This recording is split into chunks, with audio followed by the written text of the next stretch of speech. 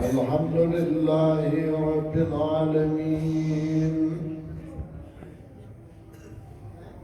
الرحمن الرحيم مالك يوم الدين إياك نعبد وإياك نستعين اهدنا الصراط المستقيم صراط الذين أنعمت عليهم غير المغضوب عليهم ولا الضالين.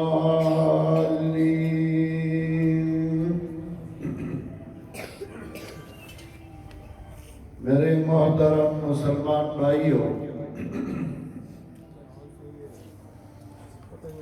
اسی علاقے سرگودا بلوال چنوٹ، اسی علاقے میں بہت پہلے اپنے والد صاحب کے ساتھ کئی دفعہ آیا ہوں۔ اسی زمانے میں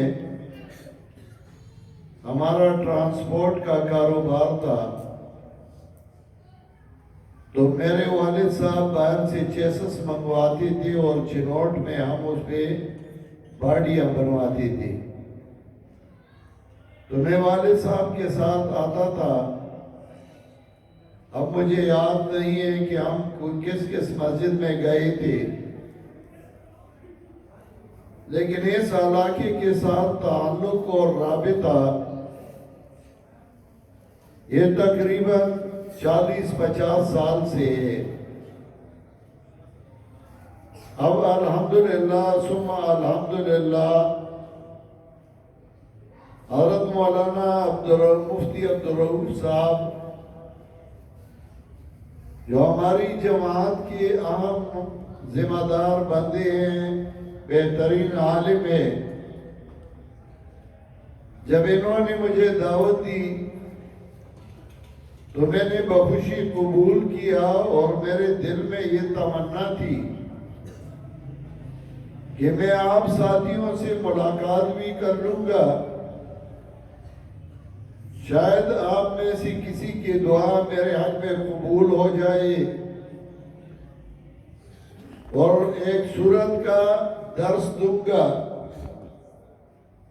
میں نہ کوئی بڑا عالم ہوں، نہ کوئی اچھا خطیب ہوں، نہ کوئی سریلی آواز ہے۔ ادھر بڑے بڑے علماء موجود ہیں، اس حیثیت سے نہیں کہ میں اپنے آپ کو ان سے بڑا سمجھتا ہوں، بلکہ اس حیثیت سے کہ چند طالب علم ساتھی ایک دوسرے کو سبق تکرار کرتے ہیں تاکہ اس سبق میں تازگی ہو جائے اور وہ سبق ذہن نشین ہو جائے۔ میں بھی اسی نیت سے آپ کے سامنے سورۃ الفاتحہ کا مقصد بیان کروں گا۔ دربار خداوندی میں دعا گو ہوں کہ مجھے صحیح بیان کرنے کی توفیق عطا فرمائے، اور پھر ہم سب کو اس پر عمل کرنے کی توفیق عطا فرمائے۔ سورۃ الفاتحہ ایسی سورت ہے جو پورے قرآن کریم کا خلاصہ ہے، نچوڑ ہے۔ قرآن کریم جس ترتیب سے ہمارے سامنے پڑھا ہے،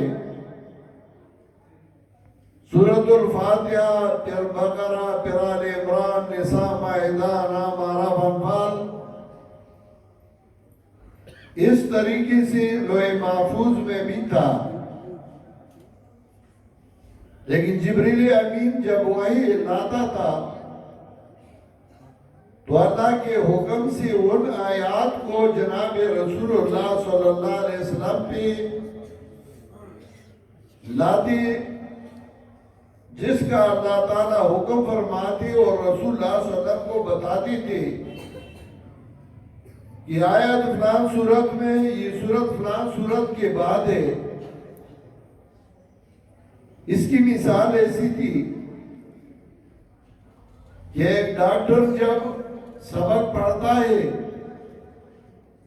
پہلے سر کا علاج، پھر گلے کا علاج، پھر سینے کا علاج، پیٹ کا علاج، پھر پیر اور پاؤں کا علاج سیکھتا ہے. لیکن جب وہ اپنے گھر آ کے کلینک کھولتا ہے اور کوئی بندہ آئی کہ میرے پیٹ میں درد ہے، تو وہ یہ نہیں کہتا کہ میں پہلے سر کا علاج کروں گا، پھر سینے کا اور اس کے بعد پیٹ کا. جس علاج کی ضرورت ہو تو اسی جگہ کا علاج ڈاکٹر کرتا ہے. قرآن کریم کو اللہ تعالیٰ نے روحانی علاج کے لیے مبعوث فرمایا، بھیجا. تو ان آیات کو اللہ تعالیٰ نازل فرماتی تھی جس موقع پہ جن آیات کی ضرورت تھی. اسی وجہ سے ترتیبی نزولی اور ترتیبی مصحفی میں فرق ہے. سورہ فاتحہ نزول میں 5ویں نمبر پہ ہے، لیکن سب سے پہلی سورت کو قرآن کریم میں ذکر کیا کیونکہ اجمال خلاصہ ہے پورے قرآن کا، اور پورا قرآن کریم اس کی تفصیل ہے. تو جو عقل مند اور ہوشیار بندہ ہو وہ پہلی اجمالاً بات کرتا ہے اور اس کے بعد پھر تفصیل. تو قرآن کریم اللہ کی کتاب ہے تو اس میں بھی وہی طریقہ اور وہی طرز ہے. سورۃ الفاتحہ کی 3 حصے ہیں. ایسا میرے خیال میں کوئی مسلمان نہیں ہوگا جس کو سورۃ الفاتحہ یاد نہ ہو. ہر رکعت میں ہر روز سورۃ الفاتحہ کی تلاوت کرتے ہیں، لیکن یہ نہیں سمجھتی کہ سورۃ الفاتحہ میں کیا اللہ نے ہمیں سمجھایا ہے، سورۃ الفاتحہ کا مطلب کیا ہے. اس سورت کی 3 حصے ہیں. پہلا حصہ اس میں صرف اللہ تعالیٰ کی صفات ہیں جس پر علم رکھنا ضروری ہے، وہ عملی نہیں ہو سکتی. قرآن کریم میں کچھ آیات علمی ہیں اور کچھ آیات عملی ہیں. کچھ ایسے ہیں جو علم میں لانا ضروری ہے، کچھ ایسے ہیں جس پر عمل کرنا ضروری ہے. اکثر بعض لوگ اعتراض کرتے ہیں قرآن کو پڑھتے عمل نہیں کرتے، قرآن کو پڑھتے عمل نہیں کرتے. ان سے پوچھ لے کہ تم سارے آیات پہ عمل کرتے ہو؟ کچھ ایسے ہیں جس کو علم میں لانا ضروری ہے، کچھ ایسے ہیں جس پر عمل کرنا ضروری ہے. تو پہلی آیات اس میں اللہ تعالیٰ کی صفات ہیں اور اس پہ علم میں لانا ضروری ہے. دوسرے حصے میں مخلوق کی عاجزی اور مخلوق کا سوال، اہم چیز کا سوال اور ماننا. اور تیسرے حصے میں انسانوں کی تقسیم ہے. پہلے حصے میں الحمدللہ رب العالمین الرحمن الرحیم مالک یوم الدین، یہ اللہ کی صفات ہیں. اس پر علم لانا ضروری ہے کہ وہ صفات جو الوہیت کے مناسب ہے وہ اللہ ہی کے لیے ہے.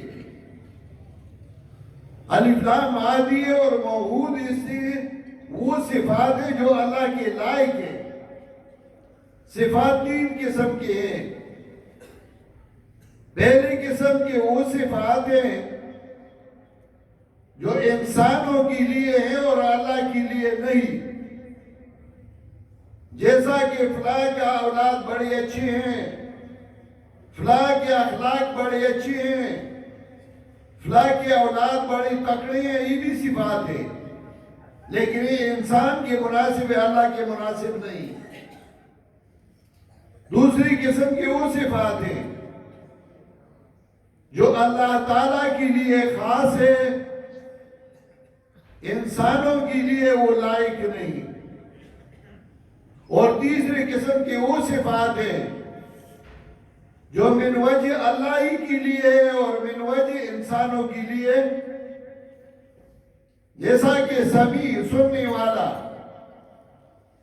انسان بھی سمیع ہے لیکن ظاہری اسباب کانوں سے سنتا ہے.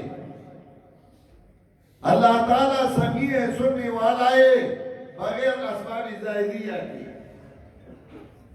بصیر اللہ کی صفت ہے، انسان کی بھی صفت ہے، لیکن انسان بصیر ہے آنکھوں کے ساتھ، دیکھتا ہے آنکھوں کے ساتھ. اللہ تعالیٰ دیکھنے والا ہے بغیر ظاہری اسباب کے. تو الحمدللہ یعنی وہ صفات جو اللہ تعالیٰ کے لائق ہیں، للہ خاص اللہ ہی کے لیے، کیونکہ لام جارہ ہے اور لام جارہ اختصاص کے لیے آتا ہے، صحیح سند نے ذکر کیا ہے. تو علم میں یہ لانا ضروری ہے کہ اللہ تعالیٰ کے صفات صرف اللہ ہی کے لیے. علم میں یہ لانا ضروری ہے کہ ساری مخلوق کا رب اللہ ہی ہے. علم میں یہ لانا ضروری ہے کہ عام مہربانی کرنے والا اور خاص مہربانی کرنے والا صرف اللہ ہی ہے. علم میں یہ لانا ضروری ہے کہ قیامت کے دن کا مالک، اختیار مند اور واقدار صرف اللہ ہی ہے. لمن الملک اليوم للہ الواحد القہار. قانونی ہے کہ جب تم کسی سے کوئی چیز مانگتے ہو پہلے اس کی صفت کرو. تم بڑے سخی ہو، بڑے اچھی ہو، بڑے خوش اخلاق ہو، تم سے کوئی چیز مانگی تو منع نہیں کرتی، پھر اپنے آپ کو محتاج سمجھو کہ مولانا صاحبہ بڑی سخی ہیں، آپ کے پاس فلاں کتاب ہے اور میری ضرورت ہے، پھر کہو کہ مجھے دے دو، وہ دے گا. اگر آپ کہیں کہ تم بڑی بخیل ہو، مجھے ضرورت ہی نہیں اور تمہارے پاس کتاب ہے مجھے دے دو، کوئی نہیں دیتا. پہلے اللہ تعالیٰ کی صفت بیان کرو، پھر اپنے آپ کو محتاج سمجھو کہ میں محتاج ہوں، اور پھر چیز مانگو. تو آپ نے جب ہاتھ باندھی، اللہ اکبر کے ہاتھ باندھی، وضو میں کھڑے ہیں، روبہ قبلہ کھڑے ہیں، پہلے آپ نے اللہ کی صفات بیان کی. اللہ بڑی صفات، آپ کی بڑی صفات ہیں. اور پھر ایاک نعبد و ایاک نستعین، میں آپ کے سامنے محتاج ہوں، صرف آپ ہی کی عبادت کرتا ہوں.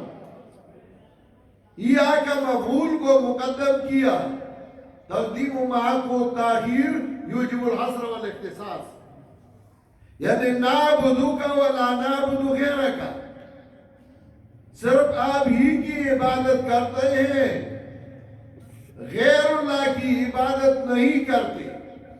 افسوس یہ ہے کہ لوگ اپنی نماز کو بھی نہیں سمجھتے. نماز میں تو یہ پڑھتے ہیں ایاک نعبد و ایاک نستعین، باہر جا کے پھر کہتے ہیں معین الدین اجمیری زمین و آسمان تیری. باہر جا کے پھر پکارتے ہیں غیر اللہ کے نام پہ، غیر اللہ کو پکارتے ہیں. عبادت 3 چیزوں سے مرکب ہے، جیسا کہ چارپائی تین چیزوں سے مرکب ہے. ایک چارپائی کے پاؤں پیر، دوسری اس کی بازو، اور تیسرا اس میں رسی. صرف رسی کو چارپائی نہیں کہا جا سکتا، صرف بازو کو چارپائی نہیں کہا جا سکتا، صرف اس کے پاؤں پیر کو چارپائی نہیں کہا جا سکتا. تینوں مل جائے تو اس کو چارپائی کہا جاتا ہے. عبادت کی بھی تین چیزیں ہیں. ایک الخوف، الوہیت کے مناسب اللہ سے ڈرنا. دوسرا الرجاء، اللہ تعالیٰ سے امید رکھنا. خوف، رجاء یعنی امید رکھنا کہ اللہ تعالیٰ. خوف، صرف خوف عبادت نہیں. کچھ لوگ کہتے ہیں اللہ سے بہت ڈرتے ہیں لیکن نماز نہیں پڑھتے. پھر کیا ڈرنا ہے؟ صرف ڈرنا تو شیطان میں تھا. شیطان نے جب فرشتے دیکھے تو کہنے لگا انی ارا ما لا ترون انی اخاف اللہ رب العالمین. میں دیکھتا ہوں جن کو تم نہیں دیکھتی. شیطان نے جب ملائک دیکھی کہنے لگا انی ارا ما لا ترون، میں دیکھتا ہوں جن کو تم نہیں دیکھ سکتی. انی اخاف اللہ رب العالمین، میں اللہ سے ڈرتا ہوں جو ساری مخلوق کا رب ہے. شیطان تو اللہ سے ڈرتا تھا. صرف ڈرنے کا کوئی فائدہ نہیں. جب یہ دوسری چیزیں مرکب نہ ہو تو نماز میں آپ پڑھتے ہیں ایاک نعبد، اللہ صرف تیرا ہی عبادت کرتے ہیں اور کسی کی عبادت نہیں کرتے. اور پھر نظر و نیاز اور چڑھاوے غیر اللہ کے نام پہ دیتے ہو. یہ 11 والا پیر ہے اور یہ 12 والا پیر ہے. قرآن کریم میں ایک دفعہ اللہ نے کہا تمہاری مائیں تمہاری اوپر نکاح میں احترام ہے، لیکن 7 جگہوں میں قرآن کریم میں اللہ نے فرمایا جو چیز غیر اللہ کے نام پہ نظر دیا گیا، جس پہ آواز اٹھایا گیا کہ غیر اللہ کا نظر ہے، وہ حرام ہے. اور ایسا حرام ہے جیسا خنزیر کا گوشت حرام ہے. اور اللہ نے فرمائے وَمَا أُهِلَّ بِهِ لِغَيْرِ اللَّهِ، جس پہ غیر اللہ کا نام لیا گیا کہ فلاں بابی کا نظر منوتی، وہ حرام ہے. وہ بھی عبادت کا ایک قسم ہے. لوگ نماز میں پڑھتے ہیں صرف تیرا ہی عبادت کرتے ہیں، صرف تجھ ہی سے مانگتے ہیں، اور باہر جا کے پھر غیر اللہ کے نام پہ پکارتے ہیں. قرآن کریم میں جب اس مسئلے کو اللہ تعالیٰ نے ذکر کیا 86 سورتوں میں صرف اسی مسئلے کو ذکر کیا، توحید کے مسئلے کو. مکی ساری سورتوں میں توحید کا تذکرہ ہے. پھر مدنی سورتوں میں نماز، حج، زکات وغیرہ اس کا تذکرہ ہے. 86 سورتوں میں اللہ تعالیٰ نے فرق ذکر کیا مخلوق اور خالق کا. سورہ اعراف آیت نمبر 194 میں اللہ نے فرمایا ان الذین تدعون من دون اللہ عباد امثالکم، یقیناً وہ لوگ جن کو تم پکارتے ہو، یقیناً وہ لوگ جن کو تم پکارتے ہو اللہ کی بغیر، عباد امثالکم، وہ تمہاری جیسی بندی ہیں. کچھ مولوی دھوکہ دیتے ہیں عوام کو، کہتے ہیں یہ آیات بتوں کے بارے میں ہمارے اوپر چسپان کر دے. خدا کی بندی قرآن کو ذرا دے کے اللہ نے فرمایا عباد امثالکم، تمہاری جیسی بندی. تم بتو اگر تم بت ہو تو بت کے پیچھے تو نماز نہیں ہو سکتی. مولوی صاحب تمہارے پیچھے بھی نماز نہیں ہو سکتی. بت کے پیچھے تو نماز نہیں ہو سکتی. ہو سکتی ہے. تو پھر مولوی صاحب کو بھی کہتے ہیں کہ اللہ نے تو فرمایا کہ عباد امثالکم ان الذین تدعون من دون اللہ عباد امثالکم. یقیناً وہ لوگ جن کو تم پکارتے ہو اللہ کی بغیر تمہاری جیسی بندی ہیں. پھر اللہ نے فرمایا الہم ارجل یمشون بہا. کیا ان کے پاؤں ہیں کہ وہ چل سکتے ہیں ان کے ساتھ؟ ام لہم ایدی یبطشون بہا. یا ان کے ہاتھ ہے کہ پکڑ سکتے ہیں ان کے ساتھ؟ ام لہم اعین یبصرون بہا. یا کیا ان کے آنکھ ہے کہ دیکھ سکتے ہیں ان کے ساتھ؟ ام لہم آذان یسمعون بہا. کیا ان کے کان ہیں کہ سن سکتے ہیں ان کے ساتھ؟ صاف بات ہے. انسان سن سکتا ہے کانوں سے، دیکھ سکتا ہے آنکھوں سے، پکڑ سکتا ہے ہاتھوں سے، چلتا ہے کسی کے پاس پاؤں کے ساتھ. اگر اس کے بغیر ظاہری اسباب کے بغیر ہو، یہ اللہ کی صفت ہے. کسی کو نقصان پہنچاتا ہے، کسی کو فائدہ پہنچا سکتا ہے، یہ اللہ کی صفت ہے. انہوں نے یہ صفات مخلوق کو دی. کبھی کہتے ہیں فلاں ولی تمہیں نقصان پہنچائے گا، فلاں کی کرامت یہ کہ نقصان پہنچانے والا ہے.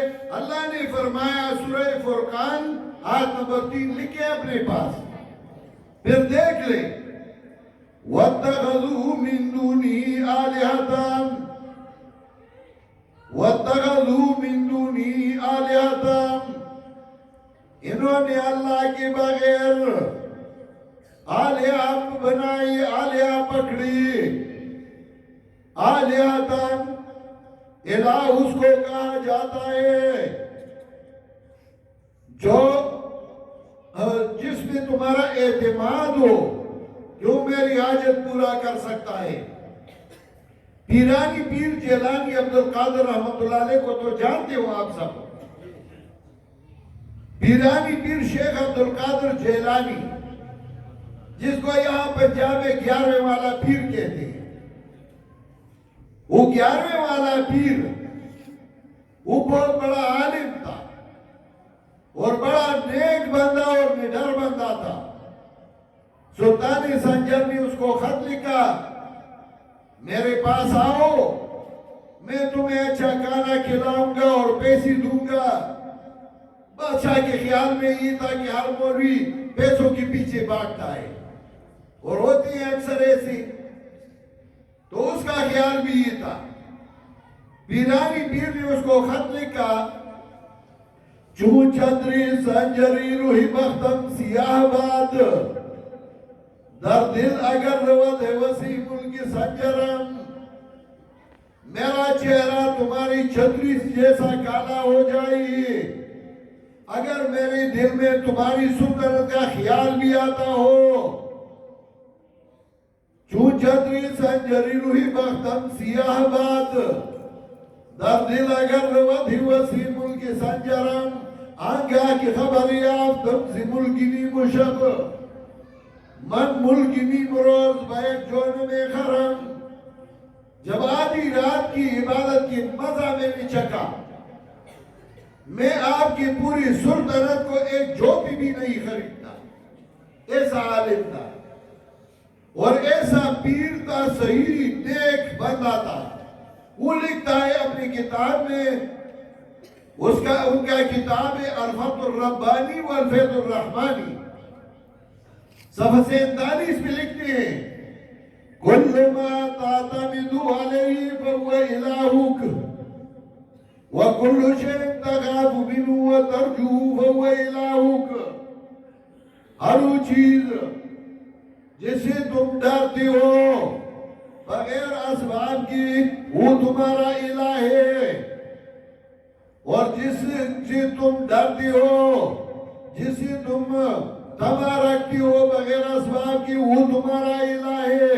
قلبک لا یوافق لسانک، تمہارا دل اور زبان ایک جیسا نہیں۔ یہ تو پیرانی پیر نے لکھا ہے۔ الہ اس کو کہا جائے جو حاجات پورا کرنے والا ہو۔ تو اللہ نے فرمایا وَاتَّخَذُوا مِن دُونِهِ آلِهَةً، انہوں نے اللہ کے بغیر دوسرے آلہہ بنائے، لا يخلقون شيئا وهم يخلقون، وہ کسی چیز کو پیدا نہیں کر سکتے، خود پیدا ہوئی ہیں۔ لا يخلقون شيئا وهم يخلقون، اور علماء جانتے ہیں ہم ضمیر ہے ذوی العقول کا، وَأَنُمْ کے ساتھ جمع ذوی العقول کے لیے آتا ہے، یعنی وہ نیک بندی اللہ فرماتے ہیں وَلَا يَمْلِكُونَ لِأَنفُسِهِمْ ضَرًّا وَلَا نَفْعًا، اپنے لیے ضرر اور نفع کا واقدار نہیں، وَلَا يَمْلِكُونَ مَوْتًا وَلَا حَيَاةً وَلَا نُشُورًا، ان کے اختیار میں نہ موت ہے اور نہ زندگی۔ بڑے بڑے اولیاء کرام ان پہ موت آئی اور اپنے آپ کو بچا نہ سکے، تمہیں کیسے بچائیں گے؟ تو نماز میں تم پڑھتے ہو ایاک نعبد و ایاک نستعین، اللہ تعالیٰ صرف تیرا ہی عبادت کرتے ہیں اور کسی کا نہیں کرتے، صرف تجھ ہی سے مدد مانگتے ہیں اور کسی سے نہیں مانگتے۔ ان سے ذرا پوچھ لے کہ نماز میں تو یہ کہتے ہو اور مسجد سے باہر جاتے ہو تو پھر کہتے ہو فلاں بابا میرا مدد کر، فلاں ولی میرا مدد کر، تو ان نماز میں تم کیا کہہ رہے ہو؟ مطلب یہ کہ ان نماز کو نہیں سمجھتے۔ تو پہلے حصے میں اللہ کے صفات ذکر کی، دوسرے حصے میں انسان کی عاجزی کہ ساری مخلوق، سارے انسان اللہ کے سامنے عاجز اور محتاج ہے۔ سورہ فاطر میں آیت نمبر 15 میں اللہ نے فرمایا یا ایھا الناس انتم الفقراء الی اللہ، او لوگو آپ سب اللہ کے سامنے محتاج اور فقیر ہو۔ پیغمبر پاک کو فرمایا تم بھی فقیر اور محتاج، صحابہ کرام کو فرمایا تم بھی فقیر اور محتاج، مولویوں کو کہا تم بھی فقیر اور محتاج، بادشاہوں کو کہا تم بھی فقیر اور محتاج۔ یا ایھا الناس انتم الفقراء الی اللہ واللہ هو الغنی الحمید، اللہ غنی ہے، اللہ بے پرواہ ہے اور اللہ حمید ہے، انسان سارے محتاج ہیں۔ تو نماز میں آپ کہتے ہیں ایاک نعبد و ایاک نستعین، پھر مانگنا ہے تو قیمتی چیز مانگو، ایسا نہیں کہ وہ چیز مانگو جو اس کی قیمت کوئی نہیں، مانگنا ہے تو قیمتی چیز مانگو، اور قیمتی چیز کیا ہے؟ اہدنا الصراط المستقیم، صراط مستقیم سے قیمتی اور کوئی چیز نہیں ہے۔ اور صراط مستقیم کون سی چیز ہے؟ قرآن میں اللہ نے فرمایا وَأَنَّ هَذَا صِرَاطِي مُسْتَقِيمًا فَاتَّبِعُوهُ، یہ قرآن میرا صراط مستقیم ہے، اس کی تابعداری کرو۔ عبادت کو اللہ نے صراط مستقیم کہا، ان اللہ ربی و ربکم فاعبدوا ھذا صراط مستقیم، پیغمبر کی اتباع کو صراط مستقیم کہا۔ تو نماز میں آپ اللہ سے مانگتے ہو اہدنا الصراط المستقیم، اللہ تعالیٰ ہمیں چلائے صراط مستقیم پر۔ صراط مستقیم کی 3 مصداقات ہیں: پیغمبر کی اتباع اور قرآن کریم، صراط مستقیم اور توحید۔ تو نماز میں کہتے ہو اللہ تعالیٰ ہمیں چلائے صراط مستقیم پہ، ہمیں مضبوط کرے صراط مستقیم پہ۔ پھر نہ پیغمبر کی اتباع کرتے ہو، پیغمبر کی تابعداری بھی نہیں کرتے، پھر قرآن کریم بھی نہیں پڑھتے۔ آپ سب کہتے ہیں نماز میں اہدنا الصراط المستقیم، اللہ تعالیٰ ہمیں صراط مستقیم پہ مضبوط رکھے، چلائے ہم صراط مستقیم پہ۔ اور پھر قرآن کریم کو نہیں پڑھتے، نہیں سمجھتے، تو کیا ہم جھوٹ نہیں بولتے نماز میں؟ اور پھر اللہ کو جھوٹ بولتے ہیں، وضو میں بولتے ہیں، قبلہ رو ہو کے بولتے ہیں، مسجد میں بولتے ہیں۔ اور جب کسی کو کہیں کہ قرآن کا ترجمہ پڑھو، کہتے ہیں مولویوں کا کام، یہ صرف مولویوں کی ذمہ داری ہے، نہیں، عوام کی بھی ذمہ داری ہے۔ میرے والد صاحب، ہم زمیندار لوگ ہیں اپنے علاقے کے، ہمارے خاندان میں کوئی مولوی نہیں گزرا تھا، بالکل وہ جٹ زمیندار، اپنے کاروبار تھی، زمینیں تھی، ابھی ہے الحمدللہ، کاروبار بھی ہے۔ میرے والد صاحب جب واپس گاؤں آئے، علم حاصل کیا، تو اپنے کاروبار سے کچھ حصہ نکالتے تھے، قرآن کریم کے نسخے، کاپی اور قلم اب ان پیسوں سے لیتے تھے، گاؤں کے لڑکوں کو جمع کرتے تھے، ان کو قرآن کریم کی ایک ایک آیت کا ترجمہ کرتے تھے۔ 10 بندی پہلے 2 سالوں میں تیار ہوئی، انہوں نے قرآن سیکھا۔ پھر ان کو کہا کہ آپ 10 جگہوں پہ دروس شروع کریں، تو انہوں نے 10 جگہوں پہ دروس قرآن شروع کی۔ ہر درس میں 10 بندے ہو گئے، 100 بندے 2 سال بعد تیار ہو گئے۔ پھر انہوں نے دروس شروع کی۔ اسی انداز میں ہماری گاؤں میں، ہم تو دیہاتی لوگ ہیں، اور ہمارا جو گاؤں میں تقریباً 60,000 آبادی ہے، اس میں 3,000 خواتین اب قرآن کریم کی مدرسین ہیں، اپنے اپنے گھروں میں قرآن کا درس دیتے ہیں۔ اور ہمارے گاؤں میں جو لڑکا بالغ ہو جاتا ہے یا لڑکی، تو اس کو قرآن کریم باترجمہ اور باتفسیر سمجھتے ہیں۔ میرے اپنے گھر والی نے قرآن کریم کا ترجمہ 2 جلدوں میں پشتوں میں لکھا، اور ہر سورت کا مقصد۔ پھر ساتھیوں کا مطالبہ تھا، پھر انہوں نے اردو میں 2 جلدوں میں لکھا۔ پھر قرآن کریم کی فہم پہ ایک کتاب لکھی، الوابل الصیب، اردو زبان میں۔ الحمدللہ ہماری خواتین قرآن کریم کی مدرسین ہیں، حالانکہ ہماری خاندان مولویوں کا نہیں، ہمارا خاندان جو ہے بالکل جٹ زمیندار۔ ہمارے گاؤں میں نائی کا بیٹا درس دیتا ہے، ہمارے گاؤں میں جولائی کا بیٹا درس دیتا ہے، ہمارے گاؤں میں ترکان کا بیٹا درس دیتا ہے، پٹھان اور سعید کا بیٹا درس دیتا ہے اپنے اپنی مسجدوں میں۔ اسکول اور یونیورسٹی کے لڑکے اس ٹائم ہمارے گاؤں میں دروس دیتے ہیں۔ آپ کا یقین نہیں آئے گا کہ اس لڑکے کو قرآن آتا ہے، ڈرائیور گاڑی چلاتا ہے، اسی کسی صورت کے خلاصے کا پوچھ لیں، وہ آپ کو بتائے گا۔ یہ محنت ہے، محنت، تقریروں سے کام نہیں ہوتا، بشرحانی سے صرف کام نہیں ہوتا کہ سر لگائے اور نعرے لگائے اور بس جلسہ ہو گیا۔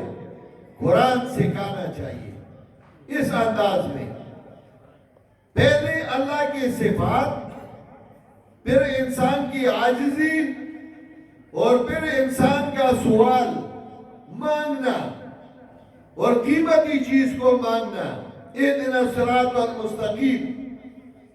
پھر اگر آپ کام کرنا چاہیں تو اس ذہن میں نہ رکھیں کہ سارے لوگ متفق ہو جائیں گے، سارے لوگ ہمارے ساتھ ہوں گے۔ کچھ لوگ ایسے ہوتے ہیں جو ان کے ذہن میں فطور ہوتی ہے، کہتے ہیں اتفاق ہونا چاہیے، اتحاد ہونا چاہیے۔ اتفاق کی کیا مطلب؟ اتفاق ہمارا مقصود نہیں، ہمارا مقصود ہے حق کے ساتھ کھڑا ہونا۔ یہ نہیں کہ اتفاق تو بازار میں بہت سارے لوگوں کی ہوتی ہے۔ صبح لوگ آتے ہیں بازار میں، لاکھوں لوگ جمع ہو جاتے ہیں، کوئی بیچتا ہے کوئی لیتا ہے، ساری بازار میں اتفاق ہے۔ لیکن شام کے بعد، عشاء کے بعد بازار خالی رہ جاتا ہے، کوئی بندہ نہیں ہوتا۔ اتفاق مقصود نہیں، مقصود ہے اللہ کی رضا، مقصود ہے حق کا ساتھ دینا، مقصود ہے صحیح لوگوں کے ساتھ چلنا۔ کچھ کہتے ہیں یار سارے مولوی ہمارے سر کے تاج ہیں، ہمیں تو ایک جیسے ہیں۔ اس کو کہو کہ تم سورہ فاتحہ کو نہیں سمجھتے۔ سورہ فاتحہ میں تم پڑھتے ہو صراط الذین انعمت علیہم غیر المغضوب علیہم ولا الضالین۔ تم نے لوگوں کو 3 حصوں میں تقسیم کیا، کچھ ہے مغضوب علیہم، کچھ ہے مغضوب علیہم، کچھ ہے ضالین۔ تو تم اللہ سے مانگتے ہو کہ اللہ تعالیٰ مجھے ان لوگوں کے راستے پہ چلائے جس پہ آپ نے انعام کیا ہے، ان لوگوں سے ہمیں بچا کے رکھے جن کو آپ نے علم دیا ہے اور پھر بھی گمراہ ہے، مغضوب علیہم۔ اور ان لوگوں کے راستے سے ہمیں بچائے جو ضالین حیران و پریشان ہیں۔ نماز میں ہی کہتے اور پھر کہتے سارے میرے لیے ایک جیسے۔ تعجب کی بات ہے، نماز کو نہیں سمجھتے، قرآن کو نہیں سمجھتے۔ تو تیسرے حصے میں اللہ تعالیٰ نے لوگوں کی تقسیم کی۔ کچھ ایسے جو منعم علیہم میں جن پر انعام کیا گیا ہے۔ اگر آپ کو کوئی یہودی کہے کہ پھر تو ہمارے راستے پہ آؤ، ہمارے اوپر بھی اللہ نے انعام کیا ہے، یا بنی اسرائیل اذکروا نعمتی التی انعمت علیکم، ان پر بھی انعام ہوا ہے، تو کیا جواب دو گی؟ پنجیر کا پانی پیا ہو تو جواب پھر دے سکتے، جواب نہیں ہوگا کہ ٹھیک ہے لیکن بعد میں بھی پڑھ لو غیر المغضوب علیہم، وہ منعم علیہم جن پہ غضب نہیں کیا گیا ہو۔ تم لوگوں پہ اللہ کی غضب ہے، وَضُرِبَتْ عَلَيْهِمُ الذِّلَّةُ وَالْمَسْكَنَةُ وَبَاءُوا بِغَضَبٍ مِّنَ اللَّهِ، تمہاری اوپر اللہ کی غضب ہے۔ اسی وجہ سے فرمایا کہ ایک گروہ ہوگی منعم علیہم جس پر اللہ کی انعام ہے، من النبیین والصدیقین والشہداء والصالحین وحسن اولئک رفیقا۔ دوسری ہوئے جو علماء ہیں لیکن پھر بھی اللہ کے غضب میں گرفتار ہے، اللہ ہمیں ان سے بچائے۔ غیر المغضوب علیہم، تو نماز میں تو یہ پڑھتے ہو پھر کہتے ہیں یار سارے علماء ہم کیا کریں، کس کے پیچھے جائیں، کس کا ساتھ دیں؟ تو منعم علیہم اور مغضوب علیہم میں فرق کر لو نا۔ نماز میں کہتے ہو اور پھر مانتے نہیں۔ ولا الضالین، اور ان لوگوں میں سے لو جو حیران و پریشان ہیں۔ کچھ لوگ کہتے ہیں یار کس مولوی کے پیچھے چلے، ہم تو عوام ہیں۔ تو ان سے پوچھ لے، جب تم گڑ خریدتی ہو دکان سے، ایک دکاندار کہتا ہے میرے پاس بہتر گڑ ہے، اچھا بناتا ہے، دوسرا کہتا ہے میرے پاس بہتر ہے، تیسرا کہتا ہے میرے پاس، تو تم کیا کہتے ہو کہ میں گڑ کا چائے نہیں پیتا، چھوڑ دیتا ہوں؟ نہیں، دو ایک سے لیتے ہیں، دو دوسری سے، دو تیسری سے گھر لے آتے ہیں اور اپنے کور کمانڈر کو، گھر والی کو کہتے ہیں کہ اسے علیحدہ علیحدہ چائے بنا دو، دیکھتا ہوں کہ کون سی بہتر ہے۔ اگر ایم اے کا امتحان دیتی ہو، ایک بھائی کہتا ہے پولیٹیکل سائنس میں امتحان دو، دوسرا کہتا ہے نہیں اسلامیات میں، تیسرا کہتا ہے سائنس میں، تو تم کہتے ہو کہ میں امتحان ہی نہیں دیتا؟ اس میں تو سوچتے ہو کہ جاب کس میں اچھی ملے گی، صرف دین کو مولویوں کے ذمہ چھوڑ دیا ہے، بس مولوی جانے اور دین جانے، ہم عوام میں ہمیں کوئی پتہ نہیں۔ نہیں، اب آپ کے اوپر لازم ہے، سورۃ الفاتحہ میں آپ خود پڑھتے ہیں، تو اگر کوئی آپ سے پوچھے کہ سورہ فاتحہ میں آپ کیا پڑھتے ہیں تو آپ کہیں کہ پہلے اللہ کی تعریف کرتا ہوں۔ جو نماز کو سورہ فاتحہ کو سمجھتا ہے پھر اس نماز کا ایک مزہ بھی ہوتا ہے، صرف قاری سے نہیں، سمجھتا ہو۔ اسی وجہ سے صحابہ کرام جب نماز پڑھتی تھی اس کو تیر لگی اور کوئی پتہ نہیں اپنا نماز پڑھ رہا ہے، اتنے مستغرق تھی۔ پہلے اللہ کی صفات، دوسری حصے میں اپنی عاجزی اور اپنی ضرورت اللہ کے سامنے پیش کرنا، اور تیسرے حصے میں لوگوں کی تقسیم کے لوگ تین قسم کے ہیں۔ کچھ ہوئے جس پر اللہ تعالیٰ نے انعام کیا ہے ان کے ساتھ کھڑے ہو جاؤ، حق کے ساتھ کھڑے ہو جاؤ۔ دوسرے ہوئے جو علماء ہیں لیکن ان پر اللہ کا غضب ہے، اس سے اپنے آپ کو بچا کے رکھو۔ اور تیسرے ہوا میں جو حیران و پریشان ہیں کہ ہم کس کی پیچھے چلے، ان سے بھی اپنے آپ کو بچا کے رکھو۔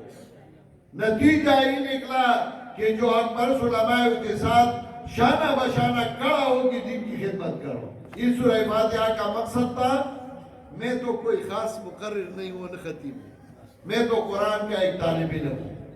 ایک صورت میں نے آپ کو درس دیا اور انشاءاللہ مجھے امید ہے کہ آپ سب کو یاد ہوگا۔ اسی طریقے سے قرآن کریم کا درس اپنے علماء کو کہتے کہ ہمیں کرتے رہو، ایک ایک آیت پڑھتے رہو۔